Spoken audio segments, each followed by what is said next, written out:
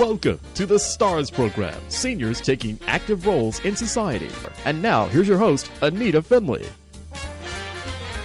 And now I have someone who I've known, and I was so happy to get him back again, Dr. Jonathan LEVINE, who is a surgeon of very high repute. I have to tell you that I had a doctor who I mentioned about your coming, and he said if I ever needed surgery, I would go to Dr. LEVINE. How do you wind up with such a great reputation? What do you do? What do you do when you get that knife in your hand? Oh, it's just about the patient. That's all it is. It's about the patient. That's right. So you're more of a psychologist, not more. You add to your surgical experience and your education psychology. Could I say that? Do you think that's true? Well, you have to relate to your patient. You have to put yourself in their place.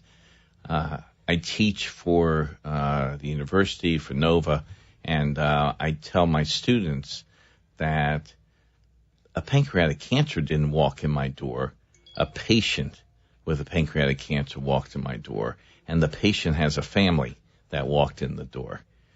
And if you keep that in perspective, then they become your friend for life. I mean, it really is the way it is. Well, of course, there's so much more to that because things have changed a lot nowadays from what surgery was, let's say 50 years ago. Oh, yes. And what it is today. Oh, yes. The biggest complaint that I have, or I hear, is that people, they see the surgeon, maybe if they're lucky before, and then maybe if they're lucky after, that's it. How are you about that? That's not the way it works. That's not the way it works. No. Right. If it's one of my cancer patients, we see them often. And I just saw a woman in my practice that I've known for 31 years.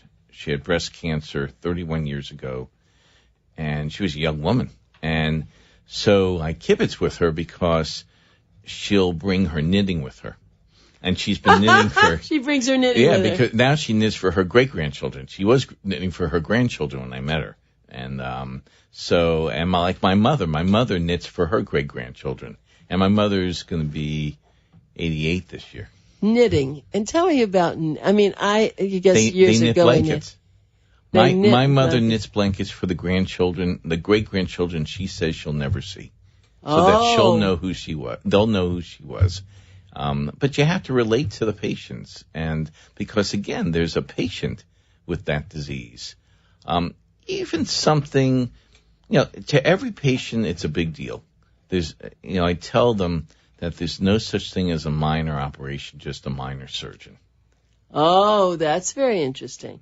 But now, there's a difference in surgery that's planned and surgery that's, very immediate. Right. People, I guess, when they're prepared, are different kind of patients, are they not? Yes, but you can still be petrified. I'm a patient. I've had operations, and it's different on that side of the... But getting into surgery, and I know I did this with you once before.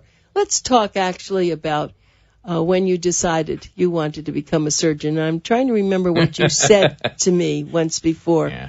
That I think you said you always knew that you wanted to be in medicine. That's right.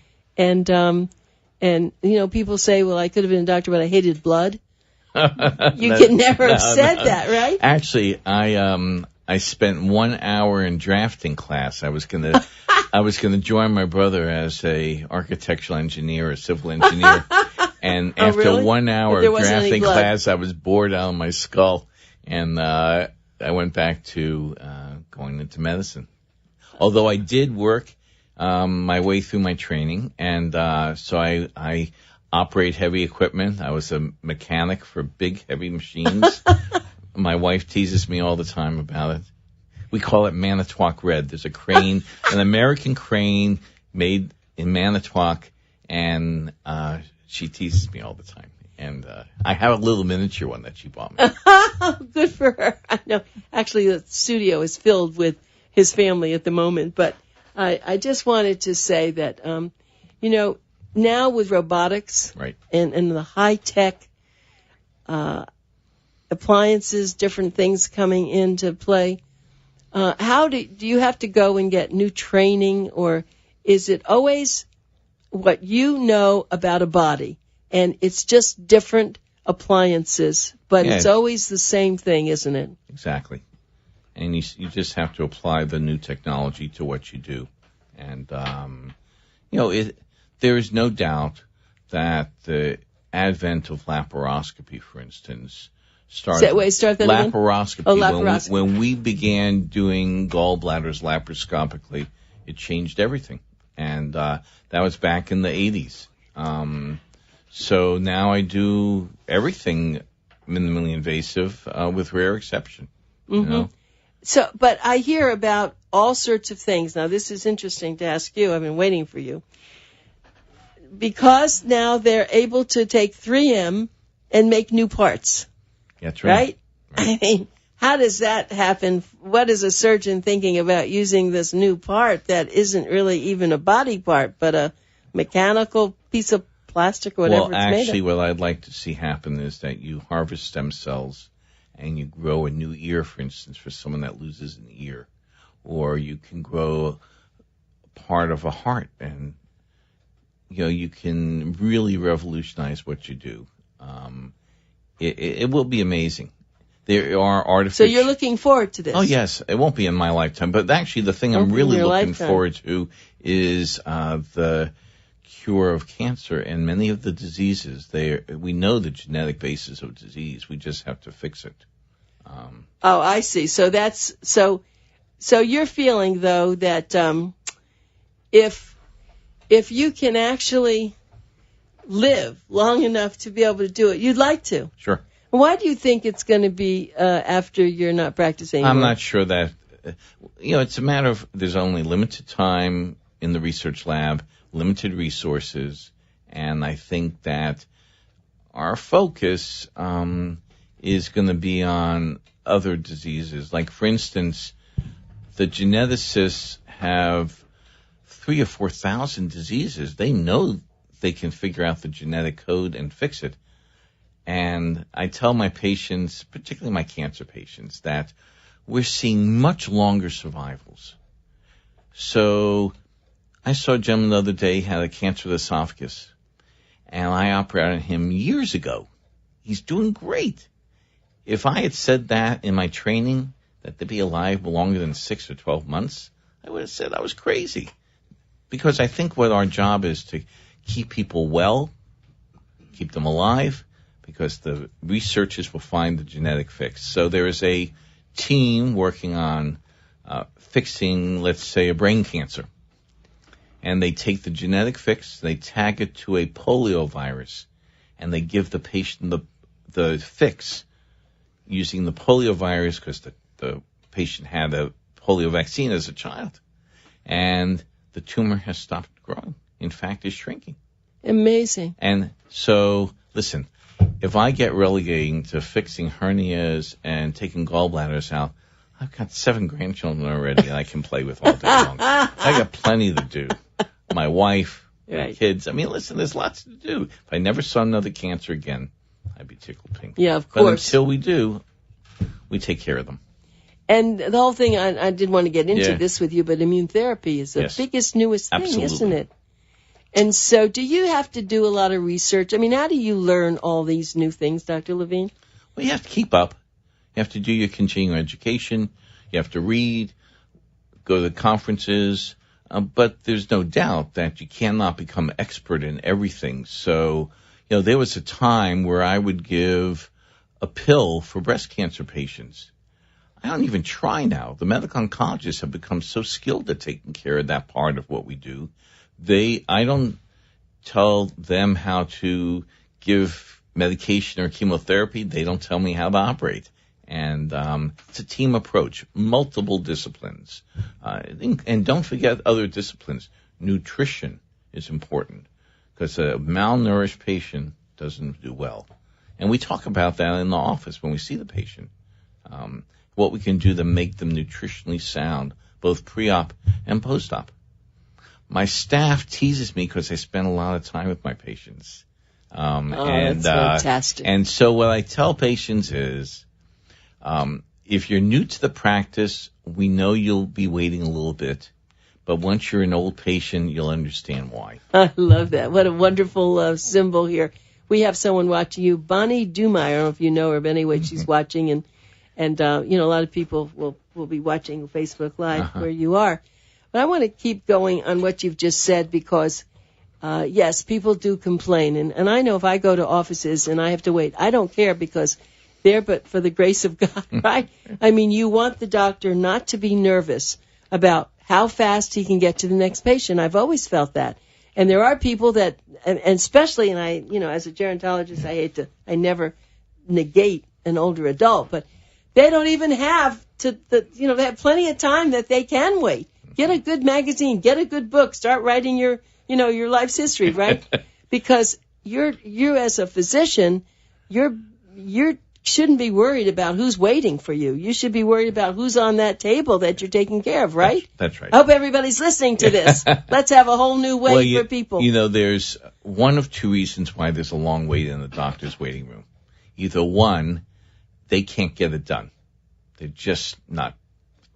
They're not efficient. They don't understand. Or the physician's so well respected, they're knocking his door down. And so, we understand. We try to be as timely as we can, but we know that we run late. We do our best. My staff does a tremendous job. They work hard. But, we do the best we can to schedule timely. Yeah, but it is hard. Nicole Andrews says, "Hi, Anita. Tell Dr. Levine good morning." I love it. And then she's watching, and then she just said that. Yeah. So that's thank you. Well, I know you have a lot of stars that love you because it's so important. Yeah. But also, as a surgeon, how do you limit the ages? I mean, I know you do a lot with the older adults, but are there pediatric surgeons? Yes. There are kids. I don't operate on children anymore with rare exception, mainly because the facilities have become more limited in who has pediatric capabilities. And a child is not a small adult. Children are different. That's a very right. So I used to do most of the pediatrics at some of my hospitals because I did training in pediatric surgery. But when they closed the pediatric wards, those children are told to go somewhere. Now, if you have a 16-year-old high school football player who weighs 200 pounds and is essentially an adult, that can be a different conversation. It depends on the problem. So I'll do some kids as outpatients, but it depends. I'm very selective. But I have a great team of pediatric surgeons I work with who took care of my children when they were young, and so I know I can rely on them to take care of the children that come see me. I want everyone to know this is Dr. Jonathan Levine, and he's actually with Broward Health. And you practice more at Imperial Point? Where do you actually? Well, I'm not employed by anyone. Yes, I know. But I work mainly at Broward Health, Imperial Point. I'm chief of surgery there now, and I work at North Broward. I work at Holy Cross. I work at a couple of outpatient centers. But I bring most of my work to Imperial now.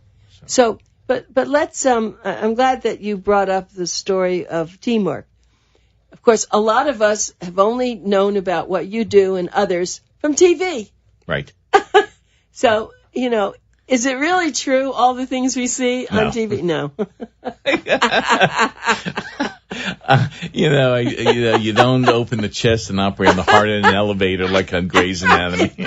Oh, really? Yeah, you don't. But there is still, like, for instance, on Grey's, they have an episode about the Whipple procedure, which is a pancreatic cancer operation, which I do all the time. And it has this aura around it. Oh, my God, he has a Whipple. It's sort of like heart surgery. It's my equivalent of heart surgery. We do it all the time, but it still has this, I don't know, people think of these things as being so amazing. And not that anything is routine, but, like we now do esophageal cancers minimally invasively. I mean, how do you do that? Because with a scope. We shrink it down with chemotherapy and radiation preoperatively, and then we take out the esophagus through little tiny holes, and I make a new one out of the stomach or the colon. Oh, wait a minute. This is big stuff. So, Yeah. So you actually are taking out the esophagus and you're replacing it with other body parts, Yeah. and you're doing that so there's no rejection, I have to assume. Is that why? Yes, and God figures out what to do. Okay. So, Is that for Dr. God? Yeah. So those of us who are old enough to remember Jack Parr. Jack Parr was the first Jack Tonight Parr. Show host before Johnny Yes. Carson. Yes. Quickly, his joke writer was my patient. And his joke writer had cancer of the esophagus. And so I tell his joke writer that I need to use his colon for a new esophagus, which I do. So after surgery, he belches, and he says to me, "Doctor, am I passing gas or am I belching out my mouth?" He didn't quite use Of those course, words, of of course. course. But yeah, and I used that story to take the edge off my very frightened patients. You got to make them chuckle. I'm a real guy. You know, surgeons have this reputation of being these, hotshot, nasty guys that Come in, do the Yeah. thing, and they're gone, right? Yeah. Yeah, well, that's true. Well, and why? If something, God forbid, happened to one of your family members, you wouldn't be the surgeon. No. That's interesting. And what happens in your mind? Because you're so good and you can do it, but yet you say, I just can't do it. That's really true? It's an huh? ethical issue. Oh, it's ethical. Yeah. I didn't realize it was ethical. I thought it was just because you felt it was too close for you. Well, it is. I mean, but ethically, I wouldn't operate on my Ethically because of the rules or no, because your of brain? my brain. Oh, interesting. Too but close. Oh, okay, but we know about delivering babies. That you would do. That I would do, and I almost delivered one of my daughters, actually. Did you? The gynecologist obstetrician came in and said, "Do I have time to change?" And I said, "Hurry up." I love that story. Yeah, no, because that's not dangerous, right? That's just Well, listen. well, No, anything is dangerous, but he was able to deliver, and all my girls. I have 4 daughters, and they all have children, and we're blessed. So yeah, that's really a wonderful story. But let's go back to working. Can you tell us the difference? Tell people the difference in a hospitalist and someone like yourself, because a lot of hospitals now, if you wind up at a hospital, you don't have a doctor, they can't practice there, they wind up with a hospitalist. well, hospitalists are typically internists or family doctors, family practitioners who admit the patients and then consult the specialist. So, depending on the patient and their needs, many of the primary care physicians, internists, and family doctors don't admit anymore to hospitals for various reasons. Some choose not to go to the hospitals. Some are employed by hospitals, and the hospital tells them, no, we're going to use hospitalists to take care of your patients. Every institution is different, but there are fewer and fewer internists and family doctors who want to see their patients in the hospital. There are still some and very good physicians, but the hospitals who are also often very good are... So is there communication between those someone? We hope so. Because you would, let's say you perform surgery on someone, you want to be able to maybe keep up with them. And do you have to do that through the internist or whoever is their doctor? Oh, I see my patients post-op, and I believe that you have to talk to whoever's admitting the patient. You got to talk to the hospitalist, be it them, be it the admitting doctor, whoever it may be. You should communicate all the time. And when we see someone in the office, we send them a note electronically so that they know what's going on. And many of the hospitals will send the primary care doctors a note as well to know what happened in the hospital. And many will call the primary care when their patient comes to the hospital. And that communication is so important. And now as chief, I support that at our executive committee meetings, that there has to be communication. Communication is the most important thing amongst administrators, nurses. It's a team. The days of the doctor being on the pedestal should be gone. Right. We have Google. That's so funny. Right. Let me look up what's wrong with me, right? Get on Google. But, on a serious note, that's good. I'm glad you explained that. But, getting back though to so you perform surgery and you say, oh, it was a great job and everything should be fine. But sometimes, and they can't stay in the hospital for some reason, not very long. They wind up either at a rehab center or they wind up at home. Tell me how you feel about that. I mean, I have my own opinions, but these rehab centers I think that turned out they were originally nursing homes and they turned into rehab centers. And tell me if it was your family member. Let's just go through that way. So it depends on the patient. So when I replaced my hips, I did not go to rehab. I went home with home physical therapy. But by the time I had my third hip operation, my second replacement, they told me, doctor, you know how to do this. You don't need a physical therapist at home. Here's your list of exercises. It's your third time around, doctor. You know what to do. And hospital stays for joint replacement, for instance, are getting shorter and shorter. I mean, I walked into a recovery room once, and there was a physical therapist in the recovery room. And they sent the patient home the next day. I mean, it's... Is that good? I think depends on the patient. Yeah. I think that our problem with length of stay, and now I'm a particularly hands-on surgeon, and my nursing staff and my administrators know the patient doesn't go home till I'm comfortable that they're ready to go home. I don't push people home. The body recovers on an independent basis. So an 80-year-old will recover at a different pace than a 20-year-old. So they go home with home health care, or they go to a rehab center. It depends on their needs. And sometimes they're too good to go to rehab, and they might end up in a nursing home. My preference is to go home with care if they need it, because people do better at home, but only if they're able to. But yeah, that's part of our dilemma, and we don't make the rules. The insurance companies and Medicare make the rules.